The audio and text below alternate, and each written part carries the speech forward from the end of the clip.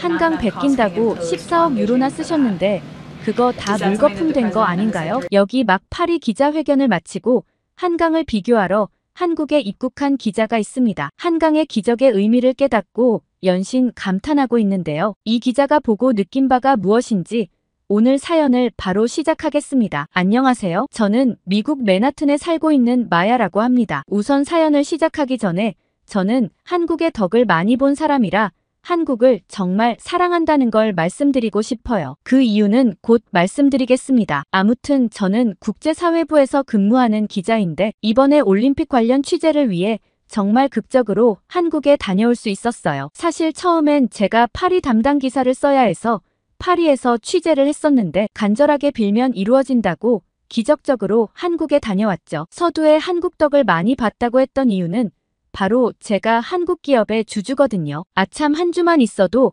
주주라고 하는 거 아시죠? 그동안 코로나를 겪으면서 다들 어마어마하게 자산을 증식한 사람이 있는 반면 끝물에 주식에 들어가 내리막길만 보고 손절한 사람들도 많잖아요. 저는 후자였거든요. 그때 제가 그간 모아왔던 주식들을 다 손절하고 진짜 마지막이다 생각하고 딱 한 기업에 베팅을 했어요. 사실 이건 도박이라기보다 전 진짜 확신이 있었습니다. 바로 미국 전역을 뒤흔드는 불닭볶음면 유행 때문이었죠. 저는 그 유행을 보고선 삼양에 크게 베팅을 했고 삼양의 1분기 실적이 엄청나게 좋았던 덕에 그동안 손해봤던 금액은 다 회복하고 이제 제 계좌엔 빨간불만 들어오고 있어요. 그래서 저의 소중한 월급을 불려주는 한국 기업의 주주로서 한국에 꼭 한번 가고 싶었거든요. 근데 이렇게 빨리 기회가 올 줄은 꿈에도 몰랐죠. 이제 제가 한국에 어떻게 가게 되었는지 말씀드릴게요. 아시다시피 파리 올림픽이 점점 다가오면서 저희 보도국은 밤낮 없이 바쁘게 지내고 있었어요. 야근은 그냥 기본 옵션인데다 회의도 줄줄이 이어져 있었죠. 그날 국장님께선 잔뜩 심각한 표정으로 올림픽 이거 제대로 되겠냐며 걱정하시더라고요. 안 그래도 저희 기자들 사이에서도 프랑스는 무슨 배짱으로 이렇게 올림픽을 준비하냐며 말들이 많았어요. 정말 말이 안 되는 건 친환경 올림픽이랍시고 선수들 숙소에 에어컨을 제공하지 않는다는 거였죠. 더위를 많이 타는 저로선 에어컨 없는 여름은 상상도 할 수 없거든요. 그런 반면 콘돔은 30만 개나 준비해두다니 파리올림픽위원회는 도대체 무슨 생각을 하고 있는 건가 싶었습니다. 그리고 정말 문제는 생강이었어요. 프랑스가 좀 많이 욕심이 나는지 개회식과 철인 3종 수영 종목 오픈워터 스위밍을 생강에서 치른다는데 생강 더러운 건 모르는 사람이 없잖아요. 프랑스 딴에는 한국이 올림픽을 계기로 한강 수질을 개선한 걸 충분히 따라할 수 있다고 생각했나 봐요. 자기들도 할 수 있다며 7년간 14억 유로나 쏟아부어 정화 작업을 시작했지만 결과는 엉망이죠. 이미 쓰레기와 오물, 박테리아와 대장균으로 오염된 상황에서 입수 가능한 수준으로 수질을 정화하는 건 보통 일이 아니거든요. 그런데도 아무 문제 없다며 심지어 생강에서 수영하겠다는 파리 시장과 마크롱 대통령의 말에 화가 난 파리 시민들이 그날 똥오줌을 쌀 거라며 중국 사람들처럼 시위를 하고 있죠. 그래서 국장님은 다른 나라 취재도 물론 중요하지만 특별히 프랑스와 한국에 신경 써서 각각 취재를 진행하라고 하셨죠. 국장님은 한국엔 도대체 어떤 저력이 있길래 프랑스가 14억 유로를 쏟아부어도 해결이 안 된 걸 되게 한 거냐며 거기에 포커스를 맞춰 기사를 쓰자고 하셨죠. 사실 국장님은 한국에 대해 엄청 관심이 많은 편이세요. 한국과 관련한 기사가 나갔다 하면 히트를 치니까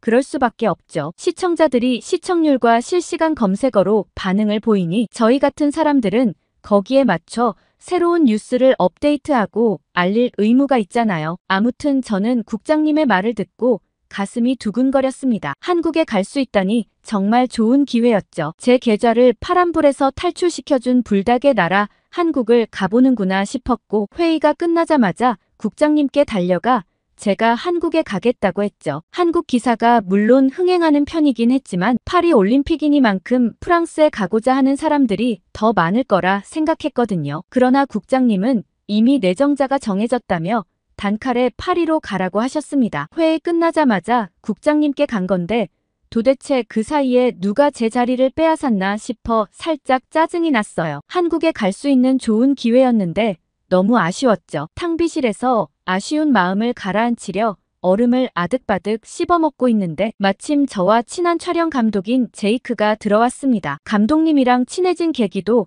전부 주식 때문인데 제이크도 제가 추천한 삼양 주식이 대박을 치면서 저와 친밀하게 지내는 사이거든요. 감독님은 이번에 한국 가는 거 왜 신청 안 했냐고 한국에 에이미랑 가게 됐다고 하셨죠. 저는 그 말을 듣자마자 내정된 사람이 에이미 선배구나 싶었습니다. 에이미 선배는 완전 엘리트 출신으로 국장님의 총애를 받고 있었거든요. 오히려 국장님이 먼저 선배에게 제안했을 수도 있었겠다는 생각이 들면서 아쉬웠습니다. 저는 에이미 선배랑 비교해서 내가 이길 수나 있겠냐며 한국 잘 다녀오라고 얘기할 수밖에 없었죠. 그렇게 저는 프랑스 파리로 떠나게 되었습니다. 일단 대통령은 고사하고 파리 시장님만이라도 인터뷰를 딴다면 대박이라고 생각했어요. 일단 시장님이 자주 가신다는 식당 앞에서 뻗치기라도 해야 하나 싶었는데 그때 제 취재원이 한 영상을 보내줬습니다. 그 영상은 파리 시민들이 자발적으로 만든 영상으로 제발 파리에 오지 말아달라고 강력 요청하는 영상이었습니다.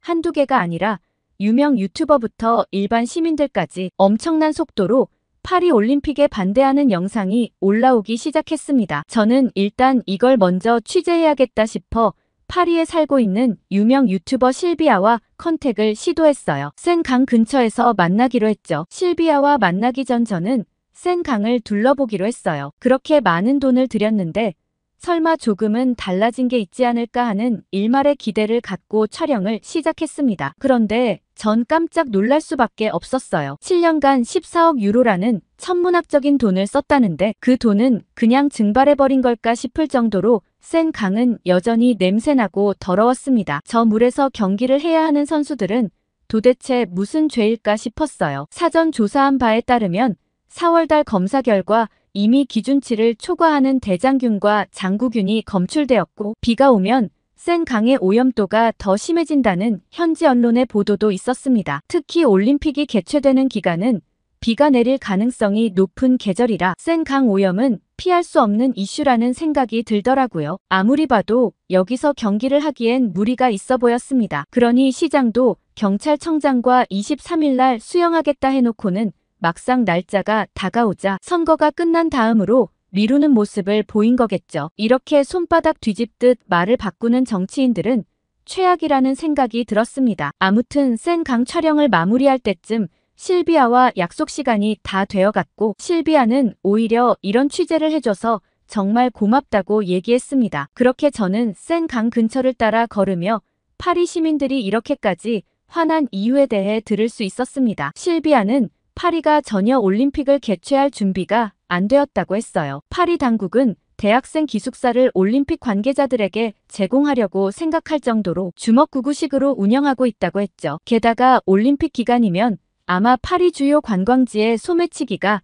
더 들끓을 것이고 이를 틈타 파업을 하는 곳도 많아질 수 있다고 했죠. 파리가 고질적으로 갖고 있던 문제가 올림픽과 맞물려 더 커질 수 있다고 했습니다. 파리 시민들 입장에서는 관광지로서의 파리도 제대로 관리하지 못하면서 무슨 세계 행사를 하냐며 반감을 가진다고 했죠. 그리고 가장 심각한 문제는 물가 때문이라고 했어요. 올림픽 기간 동안 지하철 비용은 85%, 버스 비용은 2배 더 올릴 것 같다고 했는데 그렇게 좋은 것도 아닌 지하철이 올림픽 때문에 2배 가까이 오른다고 하니 기존에 이용하고 있던 사람들의 불만이 치솟는 중이라고 했습니다. 그렇게 잔뜩 분노한 실비아와의 인터뷰를 끝내고 저는 파리 지하철로 향했습니다. 올림픽 기간 약 1,600만 명의 관광객이 몰릴 텐데 파리 지하철 역시 이전과 달라진 게 하나도 없었습니다. 여전히 구석구석 쓰레기가 뒹굴고 있었고 안 좋은 냄새가 역사를 뒤덮고 있었죠. 촬영 감독님과 한숨을 쉬고서는 여기까지 마무리하고 내일 마저 촬영하자는 얘기를 나누던 찰나 갑자기 제게 전화가 한 통 왔습니다. 한국으로 촬영을 떠났던 제이크였어요. 제이크는 전화로 다짜고짜 제가 진짜 운이 좋다는 말을 했습니다. 갑자기 웬 뚱딴지 같은 소린가 싶었는데 제이크의 설명을 듣자마자 저는 심장이 두근거렸어요. 제이크는 에이미 선배와 함께 한국에 촬영하러 떠났는데 그만 에이미 선배가 발을 헛디뎌 꼼짝도 할 수 없다고 했죠. 일단은 지금 병원으로 가고 있는데 아무래도 취재가 어려울 것 같아서 다른 사람이 대타로 와야 할 것 같다고 했습니다. 얼른 국장님께 연락하라는 거였죠. 저는 제이크에게 후다닥 고맙다고 말을 하고는 바로 국장님께 메시지를 보냈습니다. 파리 촬영이 끝났으니 제가 한국 촬영을 대신 갈 수 있다고 했죠. 그 말이 끝나자마자 저는 감독님께 우리 지금 쉴 때가 아니라고 얼른 마무리 촬영하고 저는 내일 새벽에 바로 한국으로 갈 거라고 말했어요. 저는 그 말이 끝나자마자 국장님 결제도 나지 않았지만 냅다 한국행 비행기를 예약하고는 감독님과 함께 선수용 숙소를 촬영하러 길을 나섰습니다. 이번 선수용 침대는 일본 도쿄올림픽에 사용했던 것보단 업그레이드 되었다는데 불편하다는 선수들의 지적 때문이었는지 크기가 약간 커진 것 같기도 했어요. 그런데 문제는 아무래도 선풍기로 더위를 버텨야 한다는 점이었어요. 이상기후가 발생하기 전 파리의 평균 기온은 섭씨 최고 26도 정도였는데 최근 이상고온으로 작년 7월은 43도까지 올라갔죠. 건물 간 공기순환을 촉진하는 배치와 건물 크기를 다양화해 자연 냉각을 한다는 게 목표인데 그 목표치가 겨우 6도 낮은 정도였어요. 43도라면 목표치에 도달하더라도 내부 기온은 37도라고 볼 수 있죠. 친환경 올림픽이라는 타이틀을 고수하고자 선수들에게만 이 더위를 고스란히 견디게 하자는 건 상식적으로 이해가 안 갔습니다. 그렇게 감독님과 촬영을 하고 있는데 국장님께 전화가 왔습니다. 국장님은 어떻게 에이미보다 빨리 전화가 왔냐며 바로 한국까지 가기엔 좀 무리가 있을 테니 다른 사람 시켜도 되니까 그냥 미국으로 돌아오라고 하셨죠. 저는 전혀 무리가 없다고 감독님은 미국으로 가실 텐데 제가 제이크와 함께 한국 촬영을 마무리하겠다고 했습니다. 국장님은 잠깐 고민하시는 듯 하더니 그럼 다녀오라고 하셨죠. 제가 두 발을 동동 구르며 좋아하는 모습을 보고서는 촬영 감독님께선 한국 가는 게 그렇게 좋냐며 어쨌든 축하한다고 하셨어요. 감독님께 무리하게 촬영 일정을 앞당겨 죄송하고 감사하다고 말씀드리고는 한국행 비행기에 올랐습니다. 비행기 내에서는 한강의 기적에 대해 생각해 보았어요. 지금 2024년 프랑스의 기술로도 안 되는 걸 그 옛날 1988년에 한국에선 어떻게 가능한 걸까? 감히 상상이 잘 안 됐습니다. 기술로 보나 경제력으로 보나 그때 당시 한국보다 지금의 프랑스가 훨씬 우위에 있으니까요. 도대체 어떤 비밀이 숨겨져 있길래 이런 일이 가능한 건지 기자 정신이 불타올랐습니다. 그렇게 공항에 내렸고 제이크가 나와 있었어요. 저는 바로 제이미 선배와 전화를 했는데 선배는 바로 와이파이로 영상전화를 걸었습니다. 영상전화는 어차피 끊길 텐데 그냥 전화로 얘기하지 싶었지만 이유가 있겠지 싶어 전화를 받았어요. 제이미 선배는 한강유역환경관리청에 인터뷰 요청을 해두었으니 바로 약속 장소로 이동하라고 했고 저녁엔 한강에서 한국 사람들이 어떻게 즐기는지 촬영하고 오면 좋겠다고 했습니다. 그런데 저는 선배와 전화를 하며 갑자기 소름이 쫙 돋았어요. 저도 무의식적으로 걸으면서 전화를 했는데 영상 전화가 하나도 끊기지 않더라고요. 선배는 한국은 와이파이나 통신이 어디서든 잘 연결되니까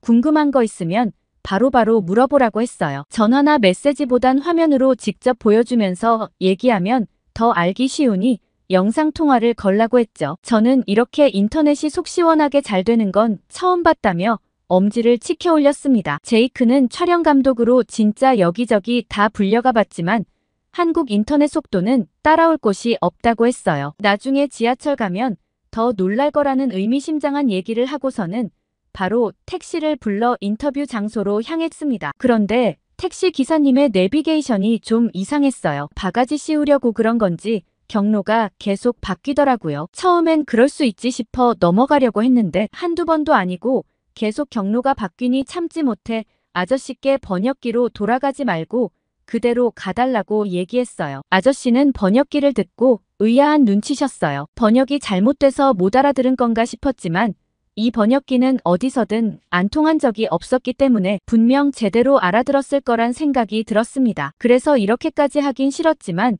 손가락으로 내비게이션을 가리켰어요. 그러자 아저씨께선 이제야 이해하셨다는 듯 빵 터지셨죠. 그러곤 제 휴대폰 번역기를 가지고 가시고는 몇 마디 얘기를 하셨습니다. 아저씨의 얘기를 듣고 저는 얼굴이 시뻘개질 수밖에 없었습니다. 아저씨가 돌아가려고 길을 바꾸는 게 아니라 내비게이션이 최적의 경로를 찾아 가장 빠른 길을 안내해준다고 했습니다. 자세히 보니 도착 예정 시간으로 보이는 칸이 점점 줄어드는 것 같았어요. 그제야 저는 아저씨께 정말 죄송하다고 인사를 드렸어요. 그리고 내비게이션을 유심히 살펴봤죠. 사실 외국에서 길을 찾을 땐 무조건 구글 지도를 사용하는데 한국 내비게이션과 성능 차이가 어마어마한 것 같았어요. 자세히 보니 단속 카메라의 위치나 규정 속도 그리고 도착 예정 시간까지 알려주는데 아저씨 말대로 막히는 길을 피해 가장 빠른 길을 안내해주고 있었죠. 구글 지도에선 오직 가는 길과 소요 시간만 알려줄 뿐이거든요. 한국의 흔한 택시에서도 이런 첨단 기술을 활용하고 있다니 대단하다는 생각이 들었습니다. 그렇게 택시에서 인상 깊은 경험을 하고 난 후 저희는 약속 장소로 향했습니다. 그런데 저는 그제서야 깜빡 잊은 한 가지를 발견했죠. 통역해 주실 분을 구해오지 않았던 거였어요. 번역기로 하기에는 좀 한계가 있을 텐데 도대체 어떻게 해야 하나 다급하게 생각해 보았습니다. 급히 에이미 선배에게 전화를 걸어 큰일 났다고 혹시 통역 따로 안 구해 놓으셨냐고 물어봤어요. 그러자 에이미 선배는 뚱딴지 같은 소리를 했죠. 걱정할 게 없다고 그냥 가라고 하는 거예요. 선배는 그분이 영어를 잘하셔서 통역이 하나도 필요 없을 거라는 놀라운 얘기를 하셨어요. 저는 그래도 그렇지 통역이 없어도 되나 불안해하며 인터뷰 장소로 향했습니다. 그분은 제게 멀리서 오셨다며 반갑게 맞이해 주셨어요. 만나자마자 저는 영어를 할 줄 아냐고 물었고 그분은 잘하진 못한다고 아주 초보적인 수준이라고 대답하셨죠. 저는 속으로 망했다고 생각했습니다.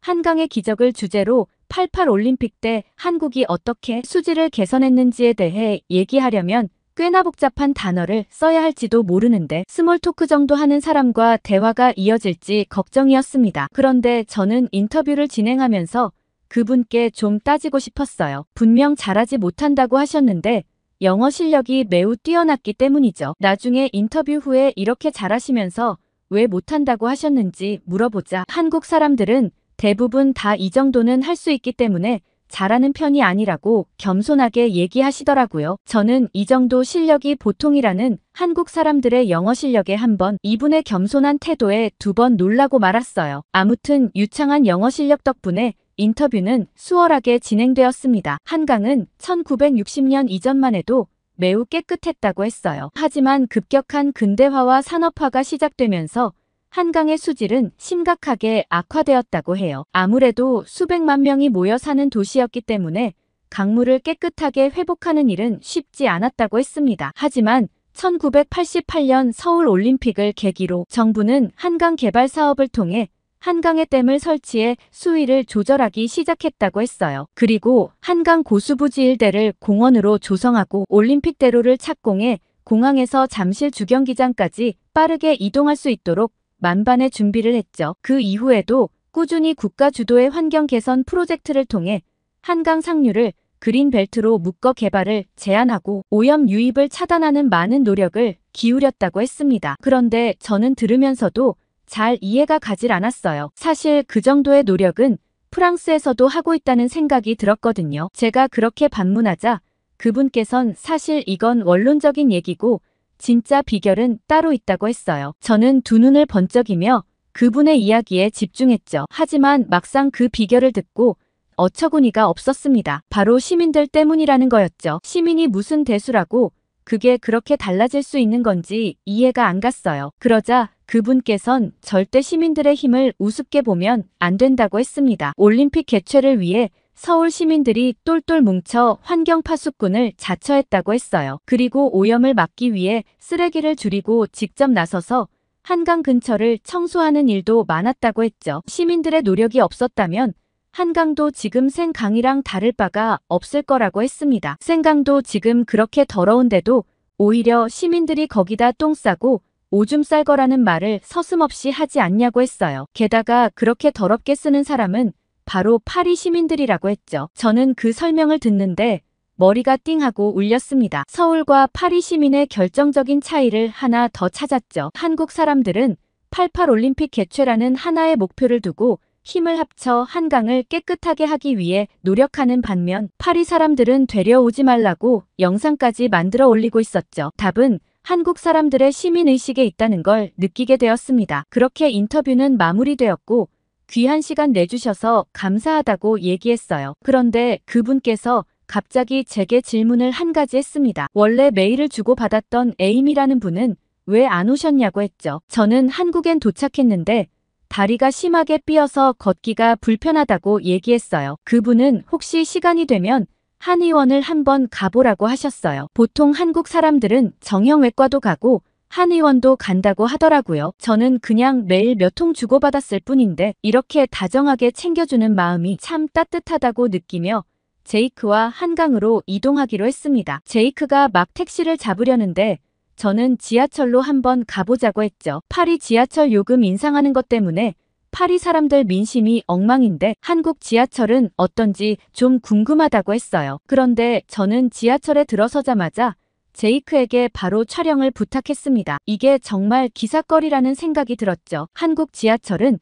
프랑스의 지하철과 비교도 안 되게 넓고 쾌적했습니다. 그리고 다양한 노선이 도시 곳곳에 이어져 있다는 걸 한눈에 알 수 있었죠. 이것만 타더라도 서울 어느 곳이든 편하게 갈 수 있겠다는 생각이 들었습니다. 그런데 결정적 차이는 지하철을 탈 때부터 확실히 느껴졌습니다. 서울 지하철은 자동문이라 편하게 탈 수 있었는데 파리 지하철은 그렇지 않았어요. 고리로 문을 열어야만 하죠. 가끔 파리 관광객 중에는 지하철 문을 열지 못해서 지하철을 못 타거나 못 내리는 상황이 생기는 사람도 있다는 글을 볼 수 있어요. 그리고 지하철이 서서히 움직이는데 저는 압도적인 차이점을 한 가지 더 발견했습니다. 파리 지하철을 탈 때는 손잡이를 잡지 않고 서서 가는 게 사실상 불가능했어요. 아무래도 과거의 기술로 지었기 때문에 그 한계가 여실히 드러나는데 급출발과 급정거가 상당히 잦고 터널을 이동할 때 급커브를 하는 경우가 많았기 때문이죠. 그런데 그에 반해 서울 지하철은 상당히 스무스하게 운행한다는 걸 느낄 수 있었습니다. 한국 지하철의 쾌적한 운행에 감탄하고 있을 때 갑자기 제이크가 선배에게 영상통화를 걸었습니다. 저는 제이크가 왜 쓸데없는 행동을 하나 했어요. 아무리 기술이 발달한 한국이라도 여긴 지하인데 영상통화가 터질 리가 없잖아요. 그러나 이거 진짜 귀신 같다고 느껴질 정도로 영상통화가 생생하게 이어졌습니다. 제이크는 이제 막 인터뷰가 끝났고 한강으로 이동 중이라고 보고했죠. 선배도 병원에서 치료를 마치고 나와 숙소로 돌아가고 있다고 했습니다. 지하철에서도 끊김없이 잘 터지는 휴대폰에 감탄할 수밖에 없었죠. 그렇게 저희는 한강공원에 도착했고 한강을 바라보는데 정말 상쾌했어요. 그 어디에도 냄새가 나지 않았고 길에 널브러진 쓰레기를 발견할 수도 없었습니다. 이렇게 한강을 깨끗하게 유지하는 것도 다 한국 사람들의 자기 영토를 사랑하는 마음 때문인 걸까 싶은 생각이 들더라고요. 그런데 저는 거기서 제이크와 동시에 가슴 벅차오르는 감동을 느꼈습니다. 바로 저희 둘이 주주로 있는 삼양의 불닭볶음면을 즐기는 사람들이 굉장히 많았거든요. 한국 사람들에게도 꽤 인기 있는 라면이구나 싶었습니다. 그러고 도저히 주주로서 그냥 지나칠 수 없었어요. 저희는 사람들이 라면을 가지고 오는 곳으로 한번 가봤어요. 거기엔 라면을 끓여주는 기계가 있었는데 저희가 고른 라면을 기계에 올리기만 하면 되더라고요. 저희는 생각할 것도 없이 불닭볶음면이었고 뭘 고를까 고민하는 외국인들에게 되려 추천까지 해주고 왔습니다. 그렇게 제이크와 벤치에 앉아 각자 불닭을 먹으며 한강을 바라봤어요. 이렇게 평화롭고 여유로울 수 있다니 생강에선 절대 느낄 수 없는 경치였습니다. 사람들은 영화에서만 보는 파리를 떠올리며 이런 느낌을 바랄 텐데 정작 영화 같은 곳은 바로 서울의 한강이었죠. 늦은 시간까지 한강 근처에서 쉬고 즐기는 사람들을 보며 이렇게 한강을 아름답게 만들어주는 건 한강을 아끼고 사랑하며 곁에서 즐기는 시민들 덕분이라는 걸 더욱 확실히 느낄 수 있었습니다. 그렇게 저희도 마치 서울 시민들처럼 밤에 한강을 여유롭게 즐기고 하루를 마무리했어요. 그리고 다음날 저는 에이미 선배를 만나러 갔고 인터뷰했던 분께서 추천해주신 한의원에 한번 가보는 건 어떻겠냐고 했어요. 선배는 오늘 밤이면 떠날 텐데 한번 속는 셈 치고 가볼까 하시며 같이 가자고 하셨죠. 한의원 분위기는 굉장히 독특했는데 저도 이런 곳은 처음이라 양해를 구하고 선배가 시술하는 걸 같이 구경했죠. 한의원이란 곳이 어떨지 저도 궁금했거든요. 선배가 아픈 곳을 설명하자 한의사 선생님께선 갑자기 긴 바늘을 꺼내더니 선배의 발을 찌르려고 했어요. 저희는 기겁해서 도대체 뭐 하시는 거냐고 했죠. 한의사 선생님이 웃으시며 침치료라고 치료 방법의 일환이니 너무 걱정하지 말라고 하셨습니다. 그렇게 선배의 발에는 5개의 침이 들어갔어요. 처음엔 잔뜩 긴장하며 맞았는데 생각보다 그렇게 아프지 않다는 말에 놀라웠습니다. 그런데 선생님께서 침을 다 놓으시더니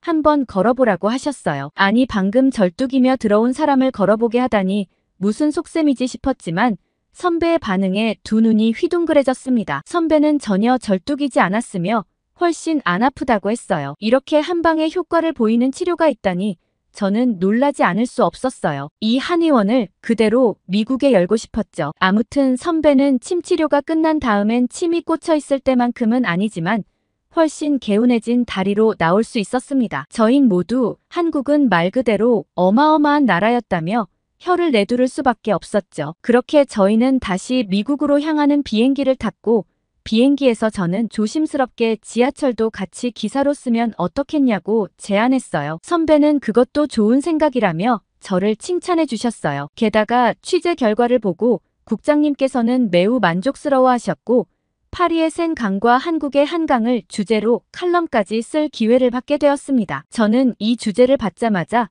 한강의 기적을 꼭 널리 알리는 글을 써야겠다 다짐하고 지금은 글을 구성하는 중에 사연을 보내게 되었습니다. 한강의 기적을 만들어내신 수많은 한국분들을 존경하고 저는 다음에 여행으로 한국에 가서 더 재밌게 즐기고 올게요. 오늘 마야 씨의 사연 어떠셨나요? 정말 한국인의 저력은 대단하다는 생각이 절로 듭니다. 뭐라든 잘 뭉치고 위기에 강한 우리 한국 국민들이 참 멋있는 것 같습니다. 파리지행 뭐 별거 있나요? 우리가 훨씬 더 대단한 것 같은걸요. 파리지행 코도 납작 눌러버릴 만한 어마어마한 사연이었습니다. 오늘 사연으로 한껏 콧대가 높아지셨다면 좋아요와 댓글 부탁드리고 다음에 더 어깨 으쓱한 사연으로 돌아오겠습니다. 이상 감동필름이었습니다.